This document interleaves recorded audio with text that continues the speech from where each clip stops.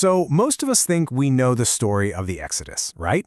You've got the slaves, the plagues, the whole parting of the sea thing. But what if I told you it's not just some old story? What if it's actually a playbook, a step-by-step guide for a revolution? Let's get into it. See, this whole thing isn't just about escaping something bad. It's about the massive, world-changing responsibility that comes right after. It's really about what you do the moment you're finally free. Okay, so first we have to understand the world they were trying to tear down. And this was a reality just completely dominated by one single superpower. Ancient Egypt wasn't just powerful, it was like the center of the known world. And their entire civilization was built on this one big idea, that the forces of nature, the sun, the river, the sky, they were the ultimate powers. It was a world where humanity had basically started worshiping the creation instead of the creator. And for the Israelites, Egypt was what the Bible calls the iron furnace. And this wasn't just about forced labor. The idea is that this intense shared suffering was like a crucible, a furnace, designed to melt down a bunch of individuals and forge them into a single nation, one that would understand injustice so deeply that they would never ever forget what it feels like to be powerless. Now, of course, every revolution needs a leader, but the leader of this one was, well, he was complicated. He was the ultimate insider who had to become an outsider. And here is the paradox of all paradoxes. Moses, the guy who would one day tear down Pharaoh's empire, was raised as a prince of Egypt, in Pharaoh's own palace. He literally had a front-row seat to the very system he was destined to destroy. But before he could lead a nation, Moses had to kind of prove his character. He goes through this whole series of tests. He chooses his oppressed people over a life of luxury, he stands up for the weak, and not just for his own people, but for strangers too. He even shows compassion for animals.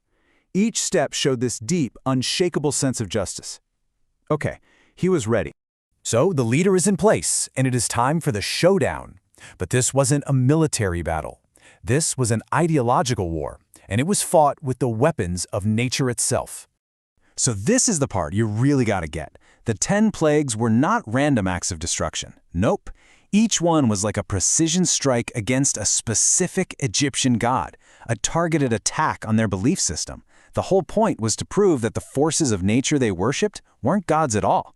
They were just tools. I mean, take the Nile, for example.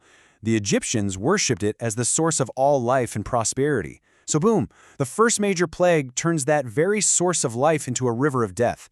The message was crystal clear. Your god of life is totally powerless. And this all leads up to the final boss battle, right? The most powerful deity in their entire pantheon was Ra, the sun god. So, the plague of darkness showed that even the sun could just be switched off. The entire Egyptian worldview was taken apart piece by piece, plague by plague. So, the empire is broken. The slaves march out of Egypt. This is the moment we all know, right? The big, triumphant climax of the story. And the timeline is super quick. According to Jewish tradition, in the year 2448, they leave. A few days later, they cross the sea. And just 7 weeks after gaining their freedom, they arrive at the foot of a mountain in the middle of nowhere, Mount Sinai. So, they made it. They're out. The enemy's defeated, and they are finally free. Mission accomplished. The credits should be rolling right about now. Shouldn't they? Not even close.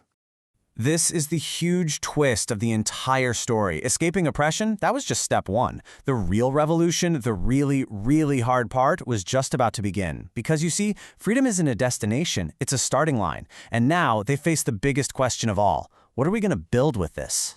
The answer to that question, the actual blueprint for what came next, was delivered right there, at the foot of that mountain.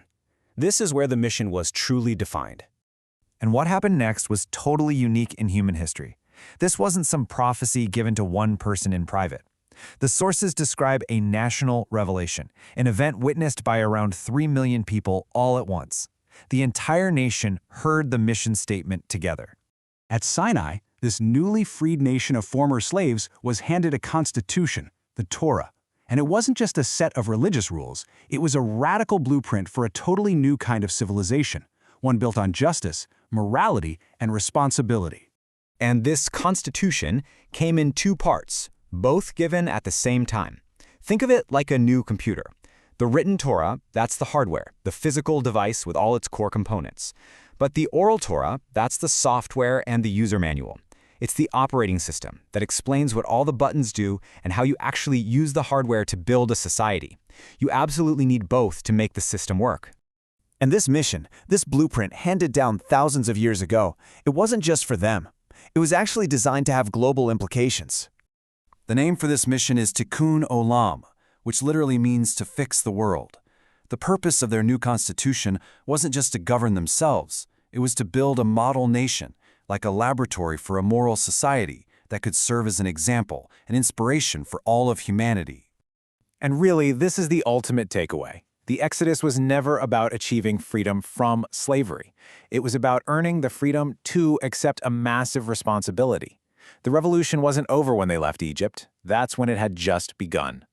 So, the mission given at Sinai was to fix the world by building a model for others to follow, which, leaves us with a pretty important question for today. 3,000 years later, is that work finished?